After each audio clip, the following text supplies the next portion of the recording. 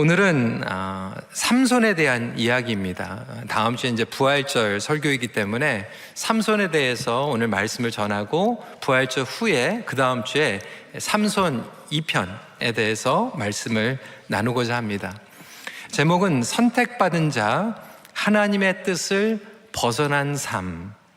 이 제목 안에 굉장히 많은 것들이 들어있지 않습니까? Chosen, but not following God's will. 하나님은 선택받은 자녀들이 합당한 삶을 살아가길 원하십니다. 그래서 하나님께서 저와 여러분들을 선택하시고 구원하셨습니다. 그럼에도 불구하고 우리는 그 뜻을 헤아리지 못하고 마음대로 살아가는 경우들이 있죠. 사사기의 마지막 사사 삼손이라고 하는 인물이 등장합니다. 이 삼손의 이야기는 우리에게 너무나도 익숙한 내용입니다. 안 믿는 사람들도 삼손에 대해서는 접해봤어요. 만화 영화, 연극으로 접해보았을 것입니다. 모두가 기억하고 있는 것은 삼손의 아내 이 들릴라가 삼손의 머리카락을 자른 사건, 다 아시죠? 근데 이 삼손의 이야기를 보면 그는 태어날 때부터 아주 특별했습니다. 그의 어머니는 원래 임신을 하지 못하였는데 하나님의 은혜 가운데 기적적으로 임신을 하게 되고 삼손이 태어납니다. 어느 날 단지파 마누아와 그의 아내에게 하나님의 사자가 나타난 거죠. 아들을 주실 것이다. 그리고 그가 어떠한 삶을 살아가야 할지 계시하시는 거예요. 근데 여러분, 성경에 보면 이렇게 태어나기도 전에, 잉태하기도 전에 선택받은 인물이 신약에 또 등장을 해요. 누굴까요? 잘 아시죠? 바로 예수 그리스도. 인간의 힘으로는 탄생이 불가능한데 우리 예수님께서 이 땅에 오셨습니다. 여러분, 얼마나 특별합니까? 구약의 이 삼손, 사사기의 마지막 구원자, 예수 그리스도는 영원한 구원자. 이렇게 특별하게 구약에서는 삼손, 그리고 신약에서는 우리 예수 그리스도가 등장하는데 비슷한 부분도 있지만 정반대인 부분이 사실 많이 있습니다. 탄생부터 달라요. 삼손은 하나님의 영광스러운, 얼마나 희소식입니까? 임신을 하지 못한 여인이 임신을 하게 된 거예요. 자랑스러운 거예요. 그런데 예수님의 탄생은 동정녀 마리아, 시집도 같지 않은 처녀가 임신한 것은 자랑스러운 게 아니에요. 수치스러운 거예요. 숨기고 싶은 일이었어요. 예수 그리스도의 탄생은 인간적으로 보면 불명예스러운 탄생이었던 것이죠. 하지만 예수님은 인류를 구원하십니다. 삼손은 엄청난 힘을 갖고 장사로 자랍니다. 그런데 안타깝게 삼손은 자기의 힘만 믿고 자기 멋대로 살아갑니다. 힘을 마음대로 사용하는 거예요. 그런데 반대로 예수님은 힘을 사용하지 않습니다. 오히려 십자가에서 희생하십니다. 그렇기 때문에 저와 여러분들은 이 삼손의 삶을 반면 교사로 삼아야 합니다. 그래서 오늘은 이 삼손의 출생, 성장, 그리고 다다음 주에는 삼손의 생애와 마무리에 대해서 함께 나누고자 합니다. 왜 그가 선택받았음에도 불구하고 하나님의 뜻을 벗어난 삶을 살아갔는가? 그 내용입니다. 첫 번째로 너무나도 우리가 중요하게 기억해야 되는 것은 선택받은 자의 힘은 구별됨에서 시작이 됩니다. 하나님께서 천사를 보내주시고 단지파의 마누아 그리고 어머니에게 이야기하죠. 이 아이가 나실인으로 자라야 된다. 나실인으로서 포도주와 독주를 마시지 말고 특별히 머리 위에 삭도를 대지 말라고 말씀하십니다. 5절 말씀이에요. 보라, 내가 임신하여 아들을 낳으리니 그의 머리 위에 삭도를 대지 말라. 이 아이는 태에서 나옴으로부터 하나님께 바쳐진 나실인이 됨이라. 그가 블레셋 사람의 손에서 이스라엘을 구원하기 시작하리라 하시니. 이 나실인은 뭔가, 구약을 보면 하나님께 특별히 자원해서 하나님께 서원을 할 때 나실인으로 결단을 하게 됩니다.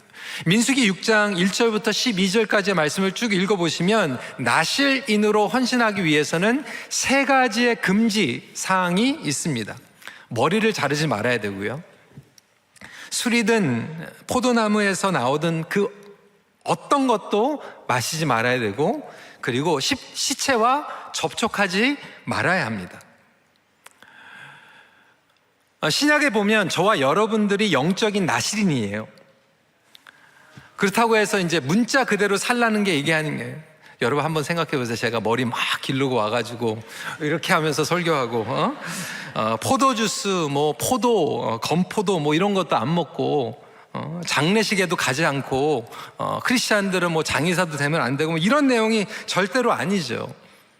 그러니까 여기서 나오는 이 문자 그대로 머리 잘랐다고 힘이 빠지고 우리는 그렇게 생각을 하고 있는데, 그거보다 더 중요한 것은 하나님께 구별됐다라고 하는 의미예요. 이 나실인에 대해서 여러 설명을 하고 있지만 미국에서 목회하시는 김한효 목사님께서 이렇게 설명을 하시더라고요. 첫 번째로 머리를 자르지 않는다라고 하는 것은 약화되지 않는 하나님을 향한 헌신, 그러니까 하나님께 집중하는 거죠. 나이가 젊든 나이가 이제 성인이고 노년이 되었을 때도 끝까지 하나님만 바라보며 집중하고 약화되지 않는 하나님을 향한 헌신의 상징이었어요, 그때는. 두 번째로 이 포도나무에서 나오지 않는 것, 이 포도나무가 나쁘다는 게 아니라 그 당시에는 포도나무는 세상의 향락, 플레저를 상징했기 때문에 그렇습니다. 그리고 마지막으로 시체와 접촉하지 않는 것은 죄와 죽음에서 구별된 삶을 이야기하고 있는 것입니다. 그래서 머리에서 힘이 나오는 게 아니라 세상과 구별된 삶을 살아가길 원하셨다는 거예요. 말씀드린 것 같이 교회는 오늘날 영적인 나실인입니다. 지지난주에 크리스토퍼 라이트 교수님께서 말씀하시는 것 같이 저와 여러분들은 chosen and holy nation이라고 선포하셨습니다. 베드로전서 2장 9절을 우리가 함께 외쳤죠. 다시 한번 읽어볼까요? 시작. 너희는 택하신 족속이요 왕같은 제사장들이요 거룩한 나라요 그의 소유가 된 백성이니 이는 너희를 어두운 데서 불러내어 그의 기이한 빛에 들어가게 하신 이의 아름다운 덕을 선포하게 하려 하심이라.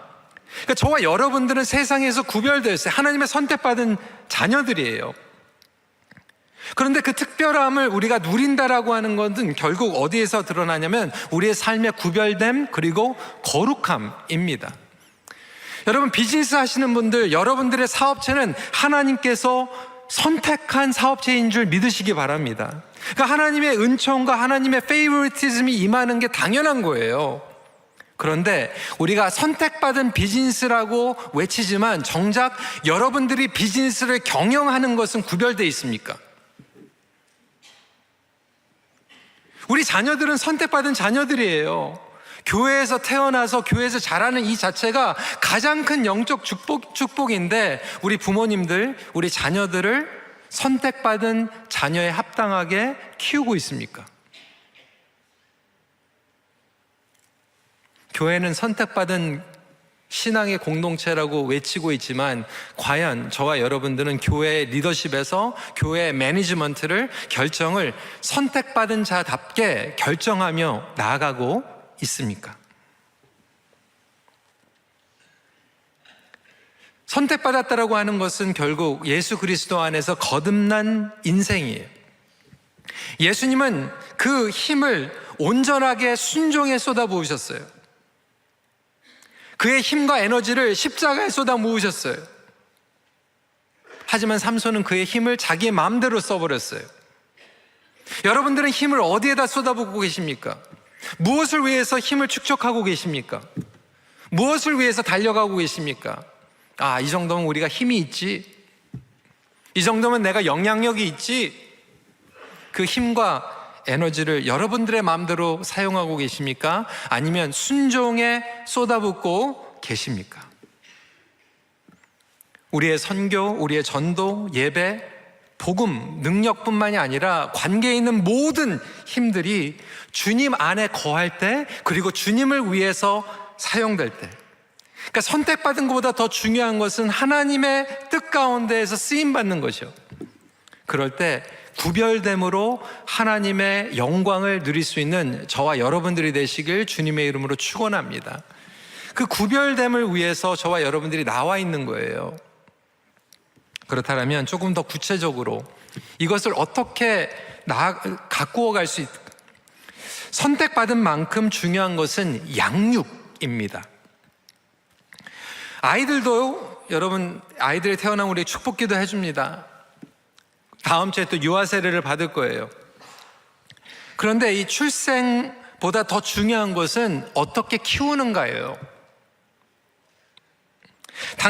당시에 여인이 임신을 하지 못했던 것은 불명예스러운 것으로 여겼어요. 물론 지금은 그렇지 않지만 고대 시대의 여성의 역할 중에 아주 큰 역할이 아이를 낳는 거였죠. 그런데 이 단지파의 마노아와 삼손의 어머니는 자기의 힘으로 아이를 갖지 못하고 하나님의 은혜로 아이가 생기게 됩니다. 그러니까 하나님의 은혜로 아이가 생겼다라고 하는 것은 하나님의 은혜로 키워야 되는 거예요. 저와 여러분들이 하나님의 은혜로 본어게인 됐으면 하나님의 은혜 가운데 양육을 받아야 되는 거예요. 3절 말씀입니다. 여호와의 사자가 그 여인에게 나타나서 그에게 이르시되 보라, 내가 본래 임신하지 못함으로 출산하지 못하였으나 이제 임신하여 아들을 낳으리니. 네, 여러분 참 대단한 게 삼손의 어머니가요, 믿음이 너무나도 굳건했어요. 그걸 믿습니다. 의심하지 않아요. 6절에 이에 그 여인이 가서 그의 남편에게 말하여 이르되 하나님의 사람이 내게 오셨는데 그의 모습이 하나님의 사자의 용모 같아서 심히 두려움으로 어디서부터 왔는지를 내가 묻지 못하였고 그도 자기 이름을 내게 이르지 아니하였으며.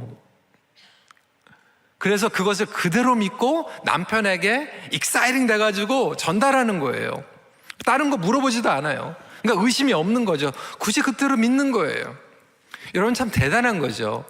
성경에 보면 믿음의 조상 아브라함, 하나님께서 사라에게 아이를 준다고 했을 때 사라가 어떻게 했죠? 웃었어요. 비웃었어요. 하나님 지금 농담하십니까? 저 놀리십니까? 사라는 믿지 못하고 웃었는데 삼손의 어머니는 웃지도 않고 의심하지도 않고 묻지도 않고 그냥 그대로 믿어요. 얼마나 대단한 믿음입니까? 그런데 안타깝게도 그들은 아이를 낳는 믿음은 가지고 있었지만 양육에는 실패해요.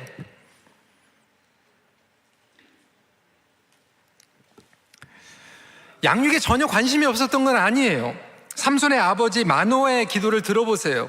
8절이에요. 마노아가 여호와께 기도하여 이르시되 주여 구하옵나니 주께서 보내셨던 하나님의 사람을 우리에게 다시 오게 하사 우리가 그 낳을 아이에게 어떻게 행할지를 우리에게 가르치게 하소서 하니. 근데 여러분 이 내용을 저희가 시간이 없기 때문에 다 읽지는 않았지만 그래서 하나님의 사람이 다시 나타나요. 근데 많은 신학가들은 이 내용들을 보면서 삼손의 아버지 마노아가 하나님의 사람을 컨트롤하려고 한다라고 해석을 하고 있어요. 그러니까 하나님의 사람을 통제하려고 했던 거죠. 이용하려고 했던 거죠.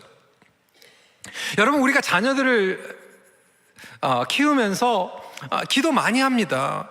자녀들을 위해서. 그런데 많은 경우에는 하나님의 뜻을 구하기보다는 하나님의 기도를 컨트롤해서 우리가 얻길 원하는 것들을 얻으려고 하는 경우들이 참 많이 있어요. 내가 원하는 것을 위해서 이용하려고 하는 거죠. 이렇게 신앙생활을 하다 보면 신앙은 있는 것 같은데 양육에 실패하게 됩니다. 왜 마노아가 양육에 실패했는가? 말씀을 보면 마노아는 자세하게 알고 싶었는데 양육의 규칙들을 알기 원했어요. 여러분, 규칙, 이거보다 더 중요한 것은 하나님을 아는 거예요. 그리고 규칙보다 더 중요한 것은 하나님의 뜻을 아는 겁니다. 규칙을 지키고 무조건 따르는 것보다 더 중요한 것은 그 뜻을 알고 스피릿을 알고 본질을 알고 순종하는 거예요. 어떻게보다 더 중요한 것은 하나님이라는 거예요. 심지어는 교회에서도요, 많은 분들이 어떻게에 자꾸 집중해요. 어떻게도 중요할 수 있죠. 방법, 테크닉, 포뮬라. 그런데 거기에 너무나도 집중하다 보니까 그 스피릿을 잃어버려요. 정신을 잃어버려요. 사람을 섬기기 위함인데 사람을 다치게 해요. 하나님께 인도하기 위함인데 시험거리가 돼요. 섬기기 위함인데 그것을 도구로 사람들을 어렵게 해요. 하나님께 예배를 위함인데 예배의 포뮬러 때문에 오히려 사람들이 하나님을 만나지 못하게 방해할 수 있다는 거예요. 삼손은 철저히 그래서 하나님의 뜻과 상관이 없이 자기 힘만 키우면서 살아가게 되는 거죠. 오늘날 자칫 잘못하면 크리스천들이요, 우리 힘만 키우면서 신앙생활하고 있는, 순종이 아니고 희생이 아니고 섬김이 아니고 더 얻기 위해서 안간힘을 다해서 우리의 세력을 키우기 위해서. 힘보다 더 중요한 것은 하나님의 뜻이죠. 순종이죠. 오늘날 사라지고 있는 순종, 왜일까요? 하나님을 모르기 때문이에요. 근데 자꾸 테크닉에만 얘기하는 거예요. 어떨 때는 참 안타까워요. 어느 분이 아들을 데리고, 다 큰 아들인데 자꾸 데리고 와가지고 저한테 이러는 거, 목사님 기도해 주세요. 얘가 문제예요, 얘가. 저 같아도 교회 안 나오고 싶을 것 같아. 데리고 와가지고 저한테 얘가 문제라고 그러는데 누가 나오고 싶습니까? 그러면서 우리는 세위 규칙만, 사항만 따르고 있어요. 여러분, 신앙생활에서도 양육이 너무나도 중요합니다.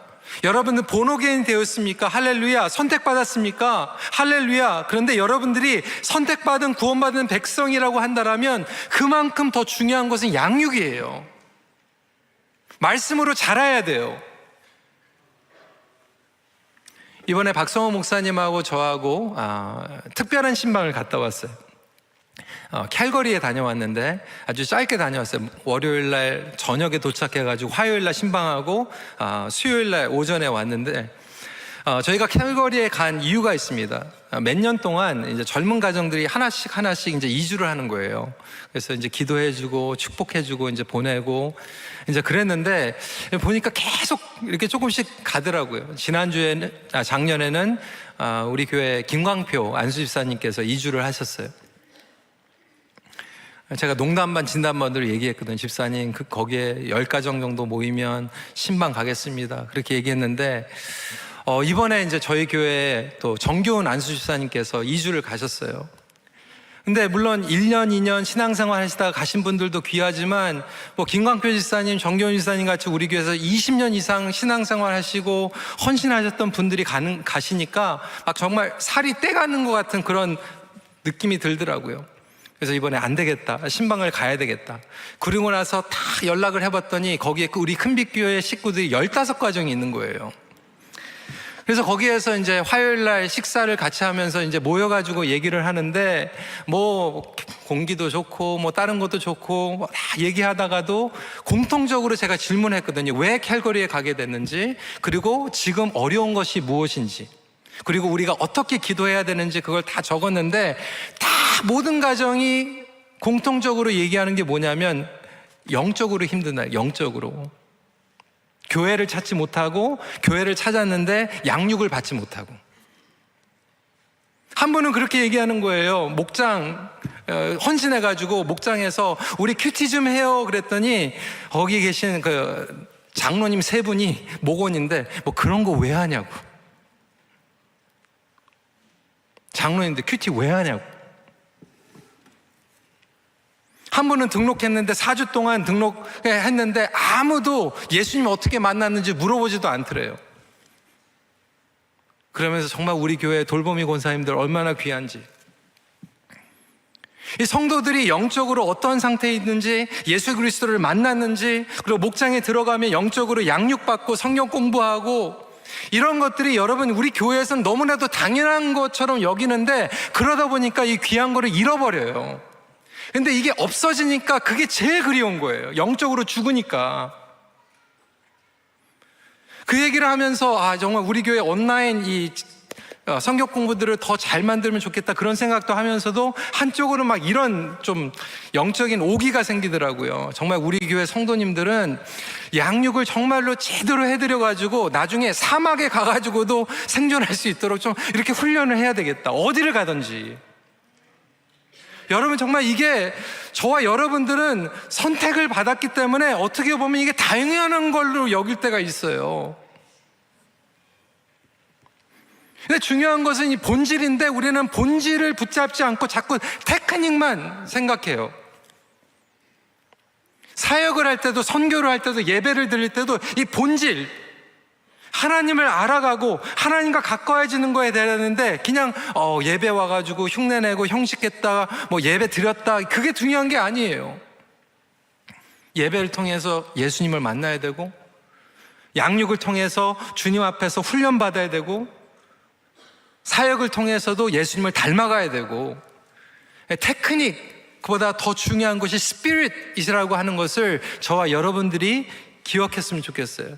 이번에도 고난주간 때 그냥 여러분 자칫 잘못하면 고난주간이니까 그런 척하지, 고난주간이니까 조용히 지나야지, 부활주일이니까 세례받는 거지, 이렇게 하는 게 아니라 이번 고난주간을 통해서 하나님께서 저와 여러분들에게 보여주기 원하는 것이 무엇인가, 저와 여러분들이 회개해야 될 것들은 무엇인가, 새롭게 돼야 되는 것들은 무엇인가, 그 스피릿으로 돌아갈 수 있는 저와 여러분들이 되시길 주님의 이름으로 축원합니다. 마지막 포인트예요. 선택받음으로 인해 절실함을 읽는 함정에 빠질 수 있다는 거예요. 여러분 안 그렇습니까? 하나님을 알고자 하는 간절한 갈망이 없을 수 있어요. 여러분 저는 모태신앙이 아닙니다. 부모님 때문에 억지로 교회 나오지 않았어요.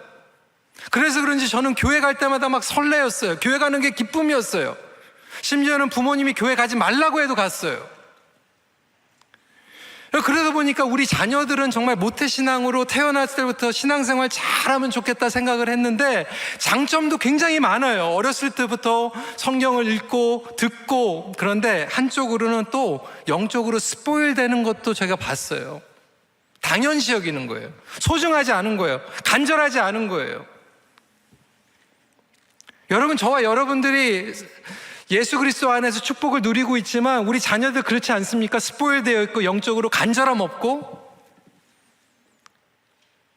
오늘날 교회가 워낙 모더나이즈 돼가지고 잘 꾸며져 있는 예배 가운데 하니까 지금 금식 얘기하는데 부담스럽잖아요. 무슨 금식이야 지금. 잘 먹고 잘 사는데 뭐 이렇게 금식할 필요가 있어. 이 삼손이 여기에 빠진 거예요. 삼손뿐만이 아니었어요. 이스라엘 백성들이 여기에 함정에 빠집니다. 여러분 다시 13장 1절 말씀으로 돌아가 보면 이스라엘 백성들이 당시에 어떠한 상황 가운데 놓여 있는지 기록하고 있어요. 하나님께서 이스라엘 백성들을 블레셋 아래에 40년 동안 넘겨주셨어요. 13장 1절 다시 한번 읽어볼까요? 같이 시작. 이스라엘 자손이 다시 여호와의 목전에 악을 행하였으므로 여호와께서 그들을 40년 동안 블레셋 사람의 손에 넘겨주시니라. 여러분 지금 블레셋 핍박 가운데 노예가 됐어요. 40년 동안.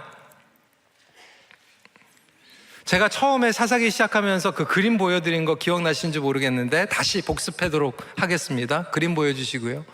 여러분 어떻습니까? 가나안 땅에 들어가서 형통, 그렇죠? 그 다음에 어떻게 돼요? 형통하니까 영적으로 나태해요.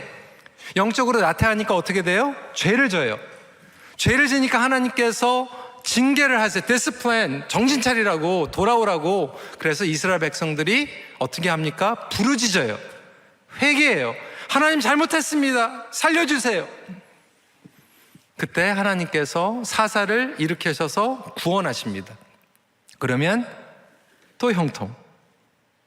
이게 12번 지금 지나갔어요, 여러분. 근데 여러분 이 그림을 잘 보시고, 옛날에 이제 잡지 보면 그림 2개 있죠. 틀린 거 알아맞혀 보십시오. 그렇죠. 근데 여러분 오늘 13장 1절을 쭉 보시면서 알아맞혀 보세요. 뭐가 빠졌나? 다른 게 있어요. 어떤 분들은 그런 거 잘 찾잖아요. 뭔 거 같아요?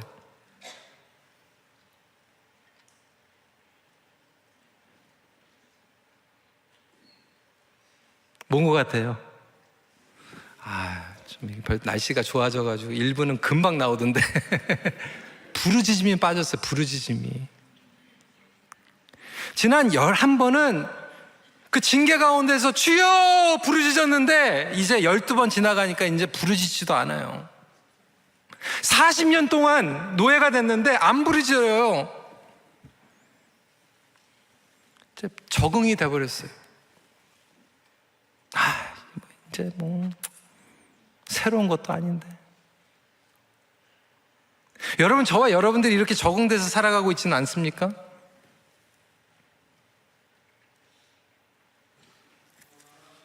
왜 부르짖지 않는가?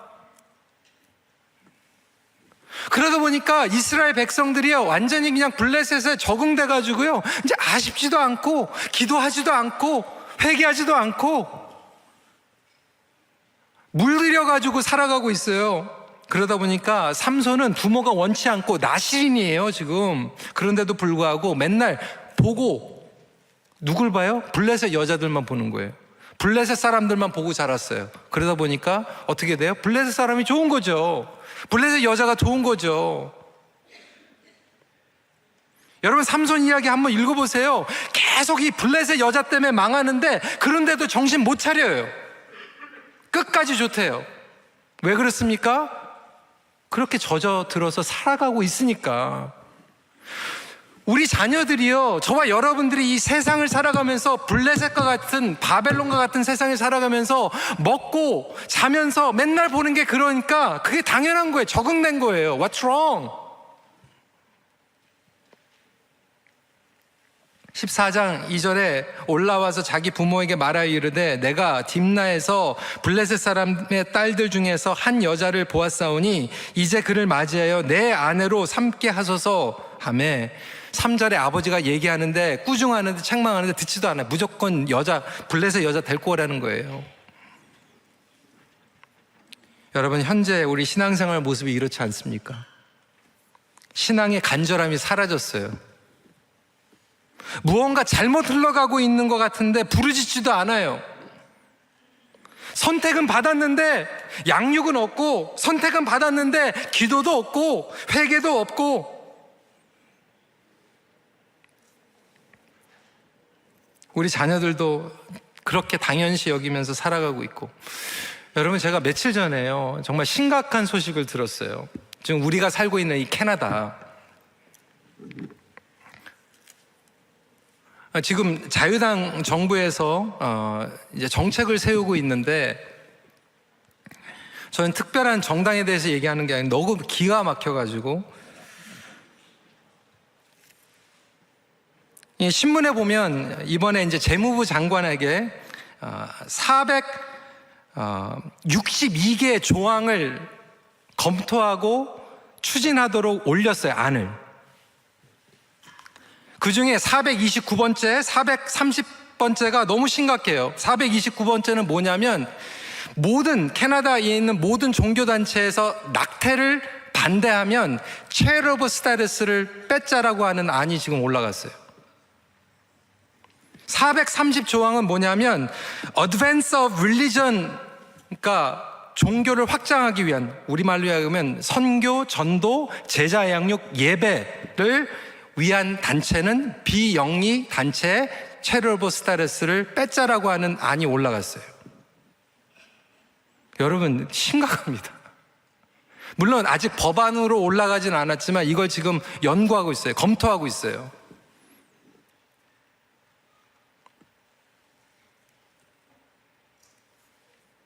저는 지금 이 말씀을 드리면서 어떠한 정당을 우리가 밀어주자 이런 얘기를 하는 게 아니에요. 자칫 잘못하면 모르는 사이에 그냥 바뀌어져 버려요, 법이. 예전에도 그랬거든요.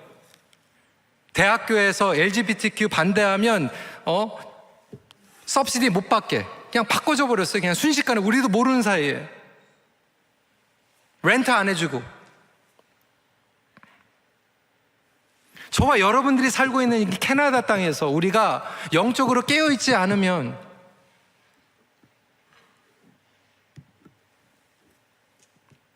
이렇게 잘못 흘러가고 있는데도 불구하고 저와 여러분들이 어떻게 금식하지 않을 수 있어요? 어떻게 기도하지 않을 수 있어요?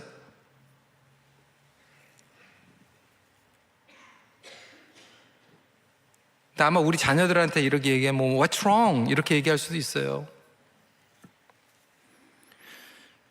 선택받은 자녀들 감사하죠. 하지만 간절함이 없다라면 그것은 어떻게 보면 너무나도 안타까운 영적인 저주로 바뀔 수 있어요. 여러분, 자녀들도 마찬가지예요. gifted. 학교에서 보면 선생님들 그렇게 얘기해요. gifted 된 아이들이 빠질 수 있는 함정이 뭐냐면, 나 gifted니까 노력하지 않아도 된다. 공부하지 않아도 된다. 공부 안 해도 점수 잘 나오니까. 그러다 나중에 대학교 가가지고 얘네들이 어려워지잖아요. 난 gifted. 언제든지 따라잡을 수 있어.